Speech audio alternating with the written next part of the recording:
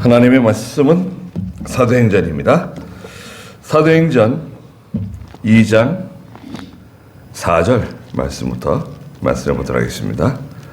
사도행전 2장 4절입니다. 4절부터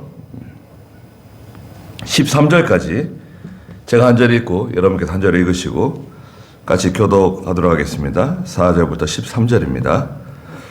4절, 그들이 모두 성령으로 충만해졌고 성령께서 그들에게 말하게 하시는 대로 다른 방언들로 말하기 시작하였다. 그때 예루살렘에는 영원한 유대인들이 천하 각국에서 머물고 있었는데 이런 소리가 나자 큰 군중이 모여들어 소동하였으니 제자들이 말하는 것을 각각 자신들의 본국 말로 들었기 때문이다. 그들이 놀라 신기하게 여기며 말하였다. 보아라, 말하고 있는 이 사람들은 모두 갈릴리 사람들이 아니냐. 그런데 우리 자신이 각각 태어난 곳의 말로 듣고 있으니 이 어찌 된 일인가? 우리는 가대 사람들과 벨 사람들과 이란 사람들이고 메소포타미아, 유대, 가파도기아, 본도, 아시아, 부르기아, 밤빌리아, 이집트 그리고 구레네에 가까운 리비아의 여러 지역에 사는 사람들이며 또 로마에서 온 방문자들 곧 유대인들과 유대교로 개종한 자들과 크레타 사람들과 아라비아 사람들인데 우리는 저들이 하나님의 큰 일들을 우리 자신들의 말로 말하는 것을 듣고 있다. 그들 모두가 놀라 어리둥절하여 서로에게 말하기를 이것이 도대체 어찌된 일인가 하였고 다른 이들은 그들이 새 술에 취하였다라고 주문하며 말하였다. 네. 사도행전 2장은 정말 대단한 말씀들이 기록되어져 있는 성경입니다. 그래서 사도행전 2장 때문에 교단이 나누어지고 말이죠. 분열되고 그러기도 합니다. 왜냐하면 이게 주장하는 게 다르고 깨달은 게 달라가지고 그런 현상들이 생기기도 하고 또 이단들도요. 이 사도행전 2장을 엄청 많이 인용합니다. 또 이용합니다. 그래서 사도행전 2장을 정확하게 이해하고 배우는 것이 굉장히 중요합니다. 우리가 이제 첫째는 오순절에 대해서 배웠죠. 오순절은 어떤 절기인가? 오순절에 대해서 6월절이 지나고 나 49일째 되는 날 오순절이라고도 하고 77절이라고도 하는 이 오순절 있고요. 그 다음에 두 번째는 성령에 대해서 구약의 성령과 신약의 성령 또 보혜사 성령은 어떤 차이가 있고 어떤 공통점이 있는가? 구약의 성령과 신약의 성령은 같은 성령이다. 그렇죠. 그리고 보혜사 성령조차도 다 같은 한 성령을 두고 하는 말이다. 그런데 왜 보혜사 성령이냐? 하시는 일이 다르다 이거죠. 구약의 성령과 보혜사 성령은 그 하시는 일이 다르기 때문에 보혜사 성령이라고 특별히 부른다는 것입니다. 성령 충만에 대해서 세 번째 있죠. 성령 충만. 여기 4절 처음에 있잖아요.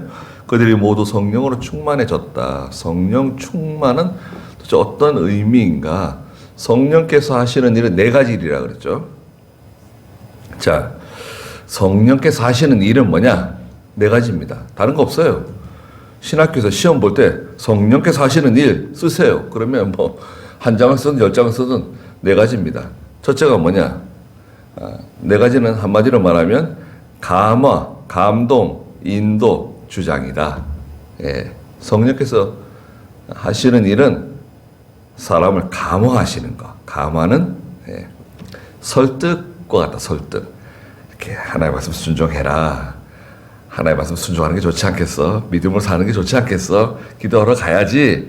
예배 드려야지. 하나님 뜻대로 살아야지. 하나님께서 우리를 설득하시는 면이 있어요. 설득. 그 다음에 두 번째는 감동이 있습니다. 감동. 감동은 격려예요. 격려. 응원입니다. 야, 잘한다. 그렇지. 야, 기도하는구나. 야, 잘한다. 힘을 내. 힘들더라도 잘하는 거야. 하나님 기뻐하시는 거야. 격려해주고 응원해주는 면이 있습니다. 감동. 그 다음에 인도와 주장인데요. 하나님 우리를 인도하세요. 하나님께서는 성령께서는 우리를 앞에서 끌고 가세요. 목자와 같이. 목자는 여러분 유목민 있잖아요. 특히 이 시대 유목민이라 그러면은 팔레스틴 사람들 유목민이죠. 지금도. 그리고 중동 사람들 또 몽골 사람들도 유목민입니다. 유목민은 이제 정착지가 없고 계속 이동하면서 이제 그 초장을 찾아서 말이나 소나 양떼를 이렇게 이동시키면서 사는 사람들이죠. 유목민. 양을 인도할 때는 목자가 반드시 앞장섭니다. 목자가 앞장서면 양은 목자를 따라가는 거예요. 그래서 하나님께서는 우리를 인도하시는 하나님이세요. 인도하시는 성령이세요. 우리를 여러 가지 그 환경을 따라서 또 사람을 통해서 또 어떤 사건을 통해서 하나님 우리를 인도해 나가세요. 이렇게 인도해 나가시는데 선한 길로 이렇게 은혜스러운 길로 인도하실 때도 있지만 우리를 또 이렇게 고난 가운데로 인도하실 때도 있습니다. 하나님께서 복도 내가 주는 것이고 환난도 내가 주는 것이라고 이사야서에 말씀하셨죠. 환난도 내가 주는 거다 그러셨어요. 욥이 환난 받는 거 보세요. 특히 우리 예수 믿는 성도가 환난 받는 거 하나님이 허락하신 거예요. 물론 대부분은 죄 때문에 그런 건데 하나님은 인도하시는 하나님이시다. 성령이시다. 그 다음에 주장하세요. 주장. 하나님께서는 하나님의 뜻대로 하세요. 하나님의 주권이라고도 말하는데요. 성령도 마찬가지입니다. 성령께서 우리하고 상의해가지고 야, 이거 하는 거 어때? 너 할 마음 있어? 이렇게 해가면서 하지 않고 하나님의 뜻대로 우리를 주장하신다. 인도하신다. 감화하시고 감동하신다. 그런데 성령 충만은 뭐냐? 성령 충만은 이 네 가지 하나님의 성령의 감화, 감동, 인도, 주장이 100% 상태를 충만이라 그래요. 99.9%가 아니라 완전히 전체가 하나님의 감동, 감화, 인도, 주장을 받는 그런 상태를 의미하는데 성령 충만을 경험하는 것은 특별한 일입니다. 여러 가지 상황을 제가 말씀드렸죠. 가령 예를 들자면 모세가 시내산에 올라가가지고 40일 동안 금식하며 하나님과 대화하고 내려왔잖아요. 내려왔더니 얼굴에서 빛이 막 쫙 나갔습니다. 자기도 모르게. 자기는 모르죠. 얼굴에서 막 빛이 났어요. 그 이스라엘 백성이 깜짝 놀래가지고 막 뒤로 물러났죠. 아니 왜 그러냐? 모세 당신 얼굴에 빛이 납니다. 광채가 나고 있습니다. 난 몰랐네. 그리고 이제 수건을 가리고 이제 얼굴을 가리죠. 그만큼 능력이 있어요. 그게 성령 충만한 상태죠. 또 엘리야가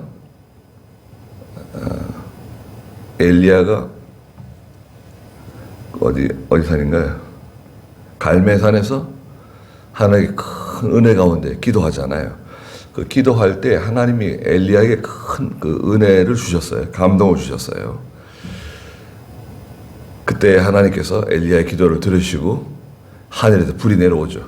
불이 막 혓바닥처럼 내려와가지고 그 제단에 있는 고기를 사르고 돌을 사르고 그 고랑에 있는 물을 다 그냥 핥아가지고 가지고 올라가잖아요.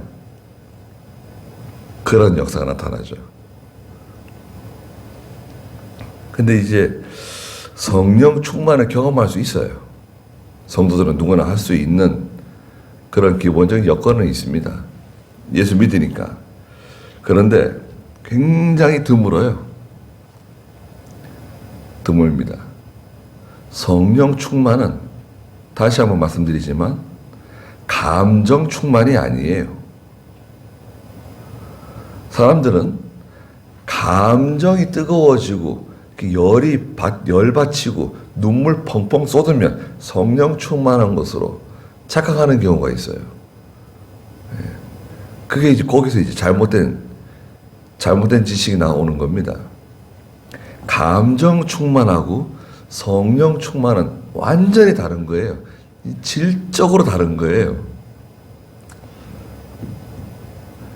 눈물도요. 우리 눈물이 흘리잖아요. 이 구멍에서 눈물이 나오는데 눈물 샘에서 눈물이 나오잖아요. 기쁠 때 흘리는 눈물, 슬플 때 흘리는 눈물, 아플 때 흘리는 눈물, 비통해서 흘리는 눈물 같을까요? 다를까요? 같은 샘에서 나오는 눈물이에요. 같을까요? 다를까요? 다릅니다. 그럼 눈물의 종류가 몇 종류나 될까요? 내 눈에서 눈물이 나오는데 눈물의 종류가 몇 종류가 될 것 같아요? 죄송한데요. 한 30가지 됩니다. 한 30가지. 기쁠 때 흘리는 눈물하고 아플 때 흘리는 눈물하고 다르고, 예. 눈물이 성분이 다르다는 거예요. 완전히 30가지나 된대요. 우리가 예수를 믿고 하나님의 은혜 가운데 살아가지만 성령 충만을 경험하는 것은 굉장히 흔치 않은 경험입니다. 성령 충만을 경험할 수 있는 좋은 방법이 있어요. 좋은 방법. 금식하면 될까요? 금식이 아니라 하나님의 말씀을 온전히 순종할 때 성령 충만을 경험할 기회가 많아집니다. 하나님의 말씀을 온전히 순종할 때, 특별히 큰 고난을 통과할 때, 예를 들자면은 스데반 집사님이 사도행전 7장에 가면 사람들 앞에서 설교를 하는데요. 그 스데반 집사님의 설교가 말이죠. 예. 창세기부터 요한계시록까지 막 다 훑어요. 듣는 사람들이 막 마음에 찔려가지고 가책을 너무 받으니까요. 막 괴로워가지고 죽을 지경이에요. 근데도 스데반 집사님의 그 설교가 얼마나 은혜스러운지 말이죠. 꼼짝 못하고 듣는 거예요, 그냥. 듣다가 도저히 견디다 못해가지고 그냥 들고 일어나가지고 스데반 집사에게 돌을 던져서 죽이죠. 그때 스데반 집사가 하늘을 우러러 보았더니 주님께서 앉아 계시던 보좌에서 일어나셔서 스데반 집사를 영접하잖아요. 하늘이 열리고 인자께서 일어나신 것을 보도다. 성령 충만한 상태죠. 하나님의 말씀 순종하다가 순교의 길로 걸어갈 때 순교자의 그런 결사각오로 나갈 때 성령 충만을 경험할 수가 있습니다. 우리가 성령 충만 경험해도 잠깐 왔다가 지나가요. 왜냐하면 죄가 너무 많기 때문에 죄가 바로 끼어들어와요. 마귀가 바로 끼어들어오기 때문에 이 상태가 견고하게 유지가 되지 못해요. 그래 연약하기 때문에 잘 안 됩니다. 그래서 이제 우리가 이제 하늘나라 가게 되면 진짜 성령 충만한 상태가 유지되는 거죠. 얼마나 참 대단합니까? 여러분 우리가 하늘나라 가면 천년왕국에 벌써 들어가면 성령 충만의 상태가 쫙 유지되는 거예요. 그 얼마나 기쁘고 즐겁고 말이죠. 예. 이사야서에서는 성도가 세상 떠나면 그 즉시 세상 일을 다 잊어버린다 그랬습니다. 여러분, 예수 잘 믿던 어머니, 예수 잘 믿던 할아버지, 예수 잘 믿던 아버지가 돌아가셔가지고 천국에서 나와 우리 가족들, 손자들을 위해서 기도해 주신다. 그런 말씀 함부로 하시면 안 됩니다. 성경에 없는 거예요, 그거는. 누가 지어냈는지 지어낸 거예요, 그거는. 그걸 목사가 했든 장로가 했든 누가 했든 그건 거짓말이에요. 왜? 성경에서는요, 믿는 성도가 세상 떠나면 세상 일을 다 잊어버린다 그랬어요. 왜 잊어버릴까요? 너무 성령에 충만하고 기쁘기 때문에요. 다 잊어버리고 쉬는 곳이고 안식하는 곳이라 그랬어요. 아이, 천국에까지 가가지고 또 세상 일을 염려하고 자식들을 염려하고 뭐 손자들을 위해서 기도하고, 아유, 그건 천국이 아니죠. 그런 일이 성경에 어디 있어요? 성경에 없는 얘기 하지 말라 그랬어요.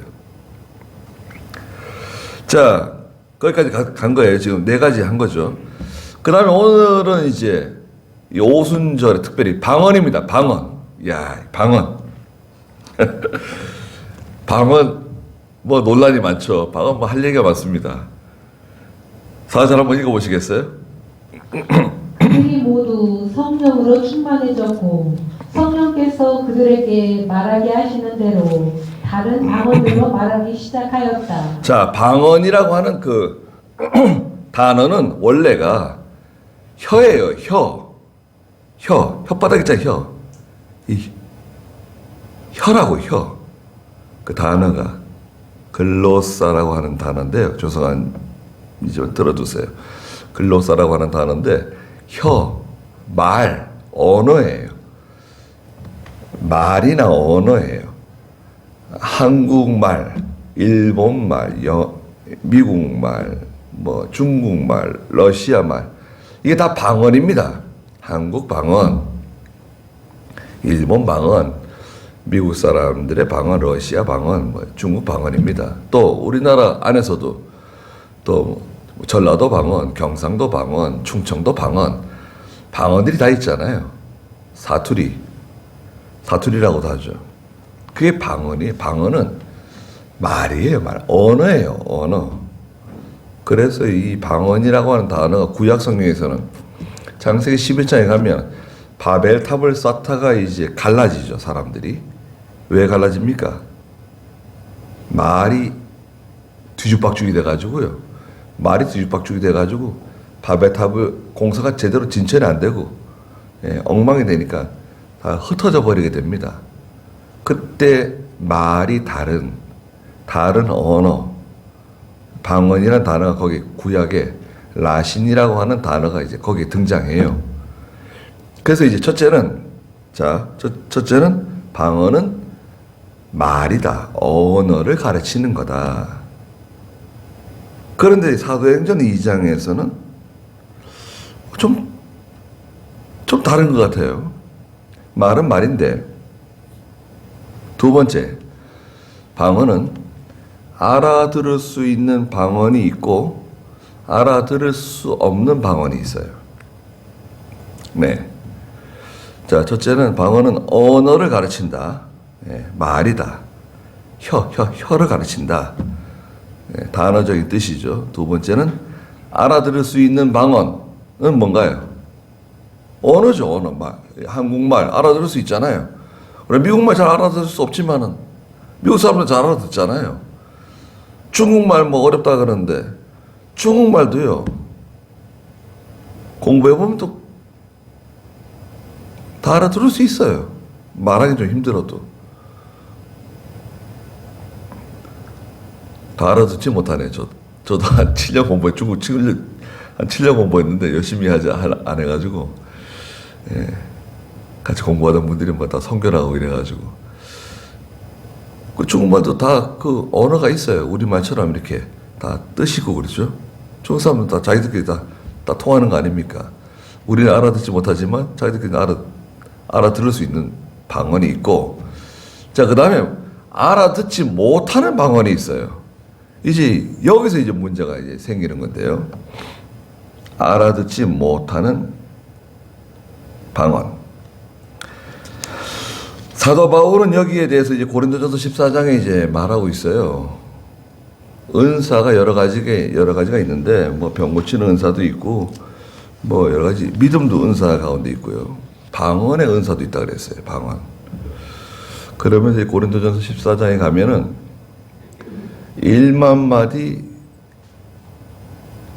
알아들을 수 없는 말 하는 것보다 1만 마디 하는 것보다 깨달은 진리 5마디 하는 것이 낫다. 고 말하고 있죠. 거기 이제 알아들을 수 없는 말이 나옵니다. 방언이 나와요. 방언은 출처가 3가지입니다. 자, 방언의 출처. 알아듣지 못하는 방언의 출처가 3가지다. 적어두세요. 첫째는 하나님께로부터 오는 방언이 있어요. 알아듣지 못하는 방언인데 하나님이 주시는 방언이 있습니다. 하나님께서 방언할 수 있는 은혜를 주셔가지고 방언을 할 수가 있어요. 알아듣지 못하는데 말이에요. 말. 그래서 방언을 주실 수 있는 특별한 어떤 때가 있어요. 어떤 때냐? 큰 뭐 집회 가가지고 까무라치면 방언 받는 거냐? 그게 아니라 종교 박해 때 특별히 기도를 하는 거지, 찬송을 하는 거지, 말을 하는 건지 알아들을 수가 없어요. 다른 사람은 알아듣지 못해. 내가 기도를 하고 찬송을 부르고 하나님 말씀을 낭독하고 할 수 있는데 하나님께서 방언의 은혜를 주셔가지고 방언으로 기도하고 방언으로 찬송하고 할 수 있죠. 종교 박해 때 주로 그런 은혜 주십니다.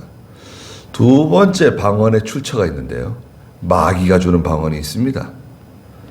마귀가 주는 방언도 있어요. 예. 방언이 다 하나님 주셨다 그러면 안 돼요. 마귀가 주는 방언도 있다. 알아듣지는 못하는 말인데 괴상하고 괴이하고 끔찍한 말들이 있어요. 듣기 힘든 그런 마귀가 주는 방언도 있다. 3번째 방언의 출처. 자기가 공부해가지고 자기가 연습해가지고 하는 방언도 있어요. 방언 받으려고 가가지고 젓가락 하나 깨물고 할렐루야 할렐루야 할렐루야 할렐루야 이제 방언 터졌다고. 제가 몽골에 그 성경 가르치러 내일 갔었는데 거기 교회 밤마다 방언으로 기도했습니다. 사모님이 방언하고 애들도 방언하고 다 방언해요. 낮에 술 마시고 음행하고 그래 밤에 와서 기도하고 방언으로 기도하고 그거 좀 하지 말라고 그렇게 해도. 그리고요 남자나 여자나 예수 믿는 성도들이 특별히 기도하는 일을 제외하고는 분방하지 않는 게 좋아요. 밤마다 뭐 강대상 가가지고 이불 뒤집어서 기도하면 하나님 기뻐하실 것 같아요? 기뻐하실 수도 있죠. 특별한 경우에는 그렇게 할 수 있어요. 어떤 목사님은 강대상에서들 주무신대요. 예배 시간에 그 사모님이 이불 들고 강대상으로 쫓아 올라왔대요. 교인들 다 있는 데서. 왜 그러냐고. 나도 강대상에 살고 싶다고. 집에 오면 이 목사님이 괴물이 되는 거예요. 집에 오면 성질되고 무서운 사람으로 변하고 강대상에 올라가면 온유하고 착하고 선한 목자가 되고 그래 강대상에 살고 싶다고 이불 들고 쫓아 올라왔대요.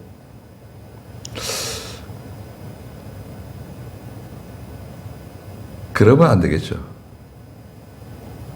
특별히 기도할 기간을 정해가지고 기도할 수는 있지만 부부지간에는 분방하지 말아야 된다.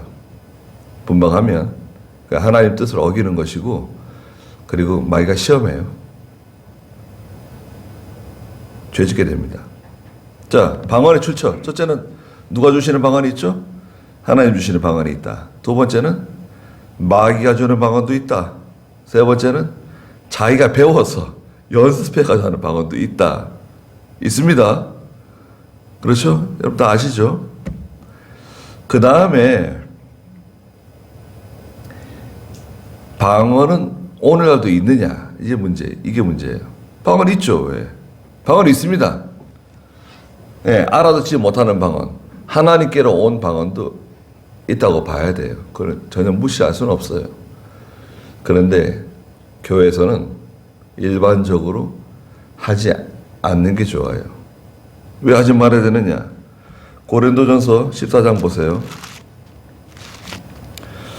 고린도전서 14장에서는 방언으로 말할 때는 반드시 통역을 세워야 돼요, 옆에. 예? 통역이 없으면 방언 못하게 하라 그랬어요. 13절 읽어보세요.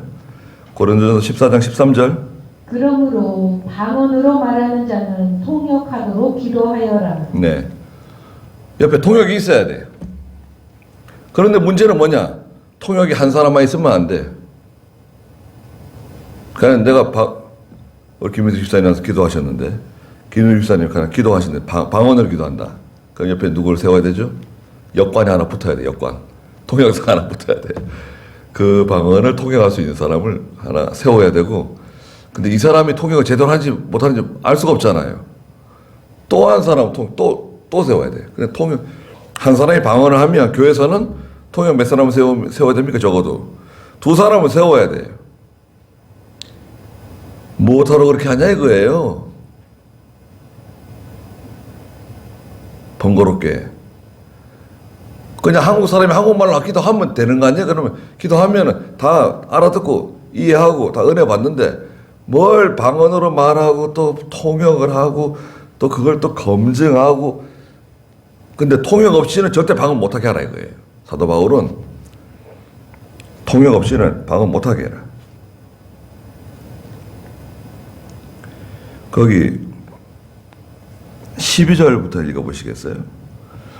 이와 같이 너희는 성령의 은사들을 사모하는 자이니 교회의 덕을 세우는 것을 위하여 풍성해지기를 구하여라. 하나님의 교회에 덕을 세우는데 이 은사들이 사용되어야 돼요. 덕을 세우지 못하면은 사용하지 말라는 거예요. 덕은 뭐냐? 덕. 유익을 끼치지 못하면 이런 뜻이에요. 교회에 유익이 되지 않으면 아무리 유익한 거라 좋은 거라도 하지 말라는 거예요. 방언 좋죠.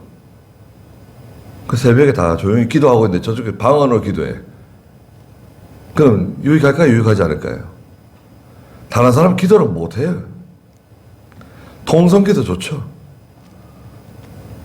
제가 그 예배인도 하러 가는, 지금 요즘 안 다니고 있는데 2년 거의 한 3년 가까이 화요일마다 예배인도 했거든요. 거기 저 사무실 가서 화성 쪽인데, 그럼 여러 사장들이 모여가지고 같이 예배를 드렸어요. 그 중에 한 분이 이제 우리 교회 건축한 거거든요. 거기서 일단 은혜를 받아가지고요, 가까운 교회 새벽 예배를 나갔어요. 아이고, 은혜 제대로 받았네. 새벽 예배 나가자. 우리 새벽에 나가서 기도하자. 옆에 새벽 예배 나갔다가 죽는 줄 알았대요. 아유, 왜 무슨 일이 있었냐 그랬더니, 아유, 거기서 얼마나 시끄럽게 기도를 하는지 기도는 고사하고 거기서 못 나오는 줄 알았대요. 여기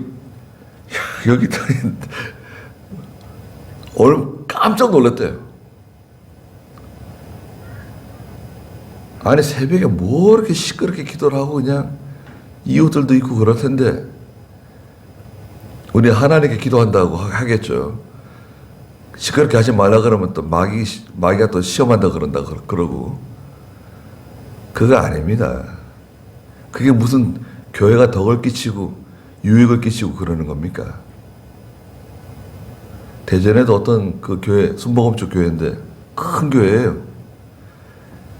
하도 새벽마다 시끄럽게 해가지고 교인들이 민원을 해가지고 소송하고 그래가지고 주민들하고 대판 싸웠어요. 열흘 동안. 소송전을 벌렸어요. 그 졌어, 교회가. 그 소송전 하는 동안에 교인 3분의 1인가 떨어졌어요.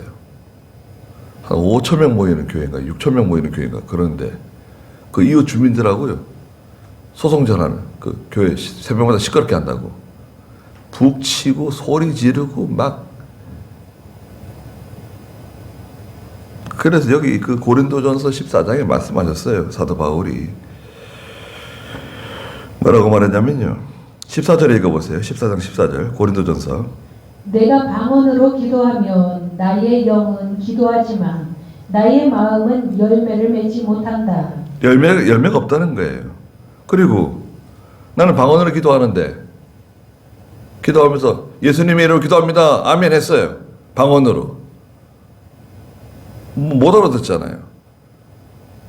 아멘 누가 하죠? 나만 아멘 하고 다른 사람들 아멘을 못해. 여기 16절 읽어보세요. 고린도 14장 16절. 그렇지 않고 내가 영으로만 찬양하면 무식한 처지에 있는 자는 내가 무슨 말을 하는지 알지 못하는데 어떻게 너희의 감사에 아멘할 수 있겠느냐. 아멘을 못해요. 혼자 아멘 한 거예요. 그게 아멘인지 아닌지도 못 알아듣고. 그리고 19절. 그러나 나는 교회에서 방언으로 만마디 말을 하는 것보다 남을 가르치기 위하여 나의 깨달은 마음으로 5마디 말하는 것을 원한다. 방언으로 10,000마디 말하는 것보다 깨달은 마음으로 5마디 바로 바른 진리를 가르치는 것이 낫다는 거예요. 방언으로 기도해야 될 때가 특별히 있다. 그건 내가 원해서라기보다는 하나님께서 그런 은혜를 주실 때가 있어요. 특별한 경우는 이제 종교 박해 때 기도를 해야 되는데, 찬송을 해야 되는데 기도를 하거나 찬송을 하게 되면 붙잡혀 가거나 죽임을 당할 수밖에 없는 처지에서 하나님께서 은혜를 주셔가지고 방언이 터지고 방언으로 기도하고 방언으로 찬송할 수 있는 때가 있죠. 그 교회가 다 방언으로 말한다고 생각해 보세요. 그 새신자가 새로운 성도가 왔어요. 고린도전서 14장 23절 읽어보세요. 온 교회가 함께 모여 다 방언으로 말한다면 무식한 자들이나 혹은 믿지 않는 자들이 들어와서 너희에게 미쳤다고 하지 않겠느냐. 여기 다 미쳤는가 보다.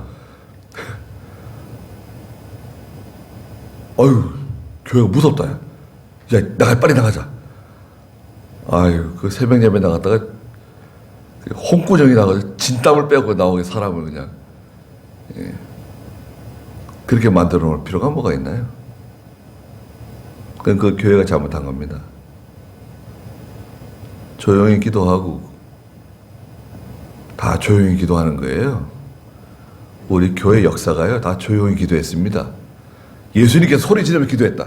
특별한 경우에 겟세마네 동산에서 십자가 지시기 전날 밤에 소리 지르면서 기도하시고 보통은 주님께서 산에 올라가서 조용히 기도하셨어요. 예수님께서 베드로, 야고보, 요한 데리고 변화산에 올라가가지고 헐몬산에 올라가서 막 소리 지르면서 아버지 손하고 붙잡고 뿌리 뽑으려고 그런 거 아닙니다. 그렇게 하지 않으셨어요. 소나무 뿌리 10개, 100개 뽑아도요, 잘못된 기도는 하나님이 들어주지 않으세요. 소나무 아무리 많이 뽑아보세요. 잘못된 기도는 안 들어주시는 거예요. 소나무 뿌리 뽑는다고 들어주시는 게 아니잖아요. 하나님 뜻대로 기도해야지 들어주시는 거지. 욕심으로 잔뜩 기도해놓고 너희가 살인하며 다투며 싸워도 살인해도 얻지 못한다. 왜? 욕심으로 잘못 구하기 때문에 야고보 4장에 말씀하셨잖아요. 방언은 기도한다고 다 해결되는 게 아닙니다. 어떤 분들이 저한테 와가지고 방언으로 기도해 준다고 그러고, 아이고. 자기 혼자 기도하는 거야. 나는 알아듣지도 못하고. 제가 어렸을 때. 제가 소년인데, 아이고, 뭐, 얼마나 열심히 기도해 주시는지 그냥. 그래서 제가 눈 뜨고 봤어요. 아, 이렇게 기도하면 안 되는데. 이 어르신들이 와가지고 그냥 구역장하고 전도사님이 오셔가지고 그냥 뭐, 얼마나 열심히 기도하시는지. 아니, 당사자가 못 알아듣는 기도를 못하러 해. 방언으로. 방언을 부정하진 않는다 이거예요. 방언할 수는 있는데 하려면 혼자 하는 거예요. 혼자 가서 산에 가서 하든지 혼자 골방에 들어가서 하든지 하는 거고, 방언을 인정하지만, 그렇지만 방언이 교회에서 유익하지 않다. 신약교회 새벽에 가서 방언으로 기도하면 안 돼요. 혼자서 기도할 때 방언으로 기도할 수 있죠. 그것도 조용히 기도해야 돼. 동네에서 막 큰 소리 치면서 막 방언으로 기도해 보세요.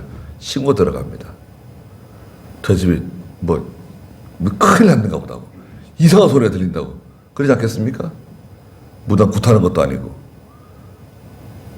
근데 그런 분들이 여러 분 계세요. 상악산에 기도하러 올라갔는데, 신학생 때 금요일날 되면 상악산에 텐트 가지고, 조그마한 텐트 하나씩 가지고 산에 가. 그 상악산에 가면은 온갖 종류의 사람이 다 올라와 기도를 하는데, 기도의 성지라는 거예요. 기도의 성지는 무슨 기도의 성지예요? 다 산에 올라와가지고 똥을 아무데나 싸가지고 다 똥밭을 만들어 놓고, 기도의 성지가 아니라 참나. 그리고 얼마나 시끄러운지 말이죠. 막 옆에서 막 방언으로 기도하고, 기도를 못해요.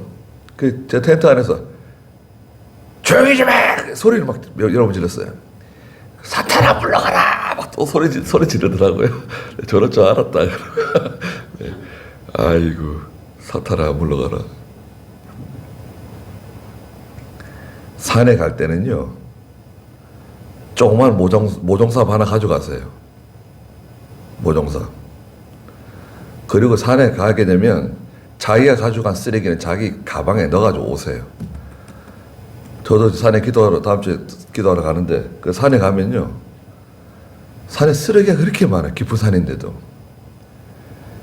그래서 이제 산책할 때는 꼭 비닐봉지를 가지고 산책합니다. 소주병, 막걸리병 뭐 시작해가지고, 뭐 커피 캔, 뭐 근데 이런 것들 이렇게 눈에 보이는 데서 이렇게 던져놓으면 되는데, 저 멀리 던져놔요. 목장갑도 던져놓고 뭐 하나하나 다 주고, 또 깨요. 유리병 깨.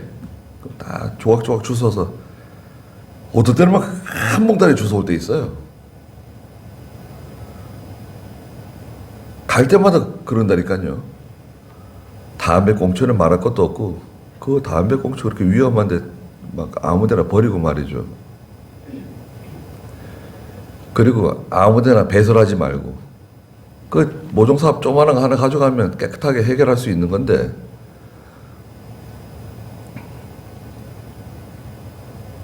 방언이 좀 길어졌네요. 자, 방언.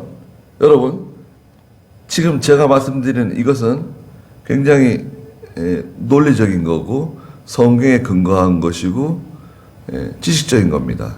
이것이 바로 돼 있으면 다른 이렇게 흔들릴 필요가 없어요. 방언은 첫째가 뭐라 그랬습니까? 이건 말이다, 언어다, 혀란 뜻이다. 두 번째, 방언의 출처. 방언은 알아들을 수 있는 방언이 있고 알아듣지 못하는 방언이 있다. 알아들을 수 있는 방언은 뭐 경상도 사투리, 뭐 전라도 사투리, 한국말, 미국말, 일본말, 중국말 다 알아들을 수 있는 것들 아닙니까? 알아듣지 못하는 방언이 이게 문제인데요. 알아듣지 못하는 방언이 있는데 거기에는 출처가 세 종류다. 방언의 출처. 첫째는 방언이 어디서부터 오죠? 하나님께서 주시는 방언이 있다. 제일 좋은 거죠. 두 번째는 알아듣지 못하는 방언인데 마귀가 주는 방언도 있다. 이런 것을 기억하십시오. 그 다음에 세 번째, 방언을 얻는데 자기가 훈련해서 연습해가지고 얻는 방언도 있는데 그건 방언 아니야. 그거는 그건 방언 아닙니다. 또 방언을 사용하지 않은 방언을 또 잊어버린다는 거야. 또 하나님 주신 큰 좋은 은사인데 방언을 사용하지 않으면 또 잊어버린다는 거야. 그게 가짜예요, 그게.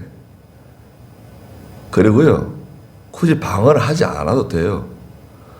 방언 가지고 전도할 수 있습니까? 여러분, 제가 어디 가서 전도하러 가가지고 방언으로 전도한다 생각해 보세요. 제가 전도, 상대방이 얼마나 당황하겠습니까? 이 사람이 큰 사람이 와가지고, 예, 뭐라고 말하는지 생각해봐도 참 황당한 일 아닙니까? 전도도 안 되고. 제가 여러분 지금 설교하는데 제가 방언으로 설교한다고 생각해 보세요. 이런 기가 막힌 일이 어디 있습니까? 그러면 안 되죠.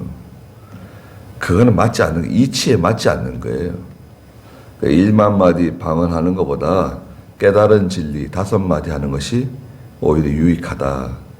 그러나 오늘 여기 성경에 보니까 다른 방언들로 말하기 시작하였는데 이 말은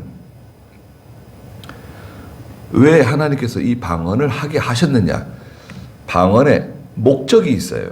여기에서 중요한 것은 하나님께서 이분들이 초대교회 성도들에게 또 11명의 사도들에게 방언으로 말하게 하신 목적이 있어요. 그 목적을 알아야 돼요. 11절에 먼저 목적이 나타나 있습니다. 11절 읽어보세요. 곧 유대인들과 유대교로 개종한 자들과 크레타 사람들과 아라비아 사람들인데 우리는 저들이 하나님의 큰 일들을 우리 자신들의 말로 말하는 것을 듣고 있다. 네. 그래서 8절부터 이제 11절까지 쭉 이어진 말씀인데요. 이 방언 주신 목적은 뭐냐? 복음을 효과적으로 전하기 위해서 방언을 주신 거예요. 이어서 이제 21절부터 36절에 똑같은 내용입니다. 방언을 주신 그 목적이 뭐냐? 방언하시는 분이시다. 존경받고, 자랑하고, 대단한 것처럼, 희한한 것처럼, 희한한 능력이 임한 것처럼, 그런 게 아니라, 방언을 주신 이 목적은 여기서는 복음을 그 유월절을 지키기 위해서 모여온 세계 곳곳에서 모여온 사람들에게 효과적으로 그 예수 그리스도의 복음을 전하기 위해서 하나님께서 방언할 수 있는 은사를 주신 거예요.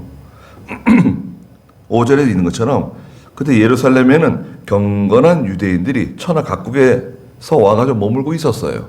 유월절을 지키기 위해서 예루살렘에서 유월절을 지키기 위해서 와서 머물고 있었는데 그들이 가서 복음을 전하려고 하니까 말이 안 통하잖아요.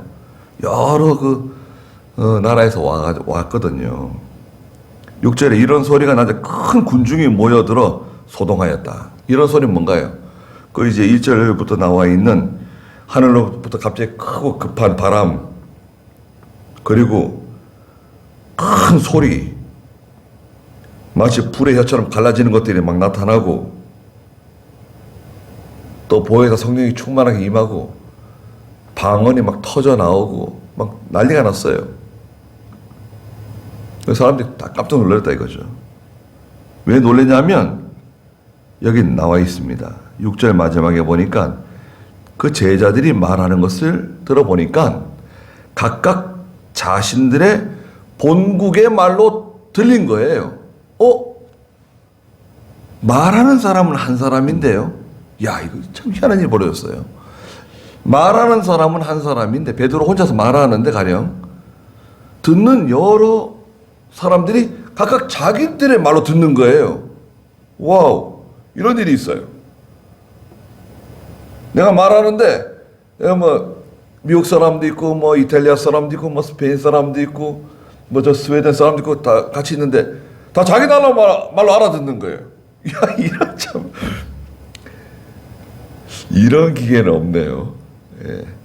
여러분 좀 있으면요 번역기가 나오는데 번역기 목에다 거는 거 있잖아요. 목에다 거는 겁니다. 요즘 이렇게 이어폰 같은 거 이렇게 목에다 걸고 이렇게 다니는 거 있잖아요.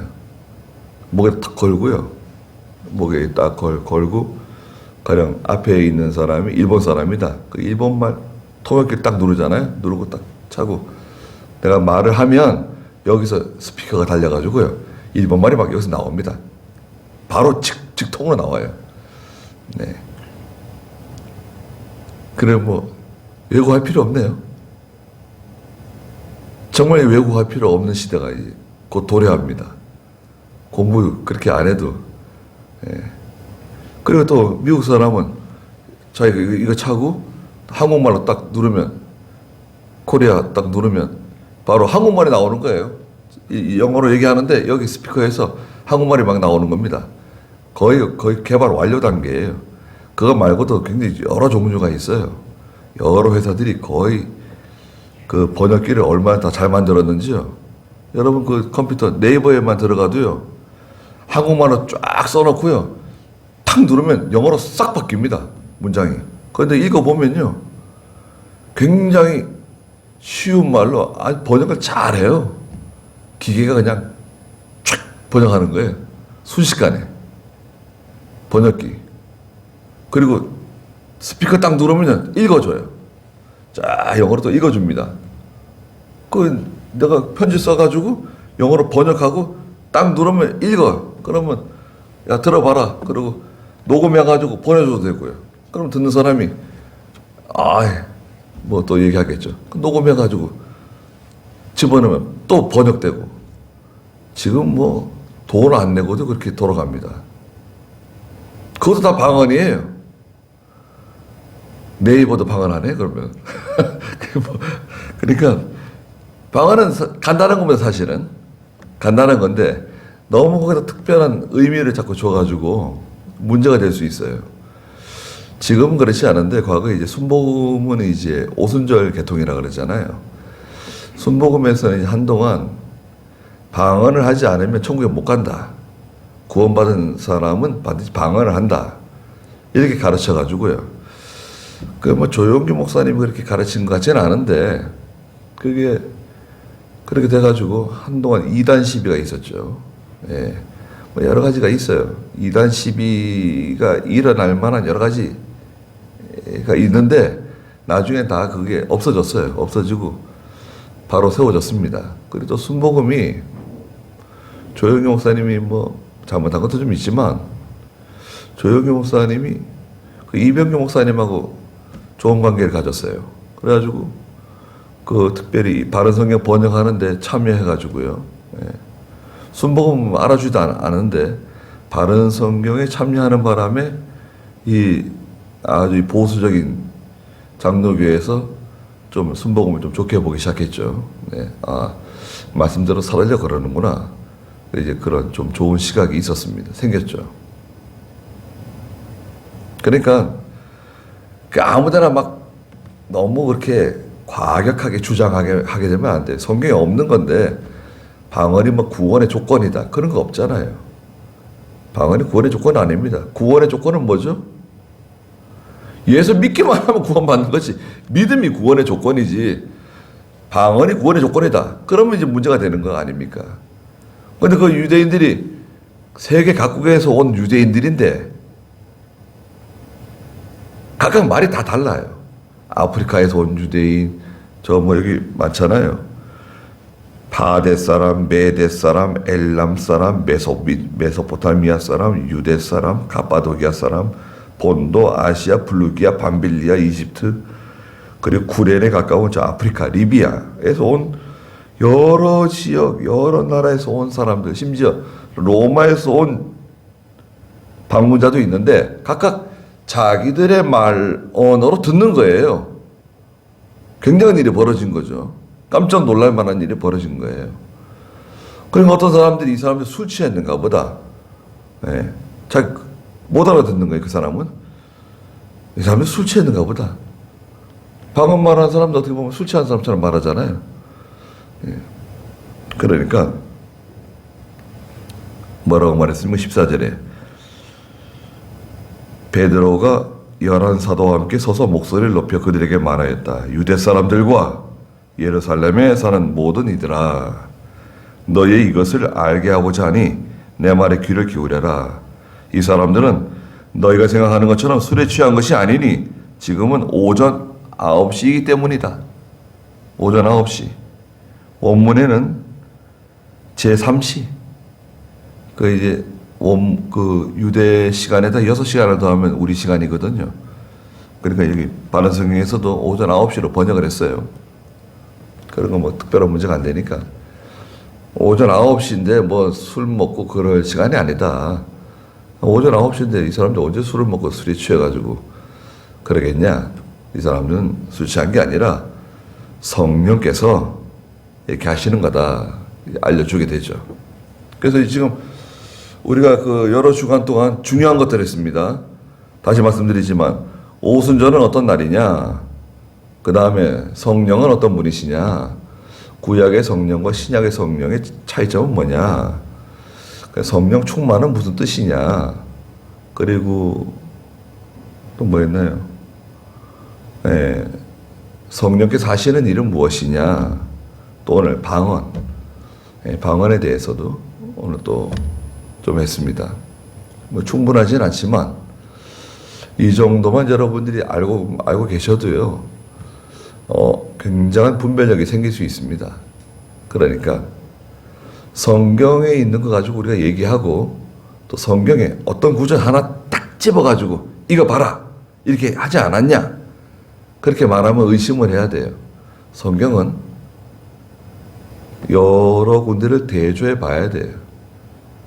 그거 한 점만 딱 잡아가지고 봐라 이렇게 말씀했다. 지옥이 없다 그랬다. 천국이 없다 그랬다. 뭐 이런 식으로. 이단들은 그런 식으로 얘기하죠.